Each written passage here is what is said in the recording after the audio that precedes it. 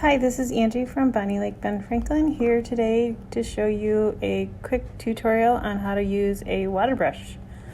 I'm starting here I grabbed a medium tip water brush. I'm pulling apart the pieces. You have to remove that black piece in order to fill the water right here. Doesn't take much water. I used like a quarter of a Dixie cup. Black piece goes back in. You screw the top in. You squeeze where the water is, and the water is going to come out onto the paper just a little bit. You'll see it. So from there, you can wet the watercolor pan that you have and put it on your watercolor paper. The more watercolor you have, darker it is. It's fun to play with. This is similar to a brush tip used for hand lettering.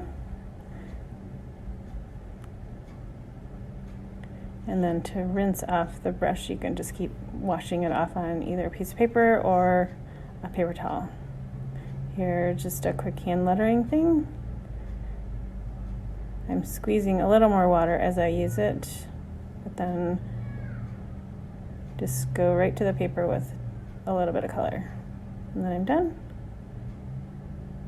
So I have more paint. I'm rubbing it off on that paper, and then I can completely clean my brush off.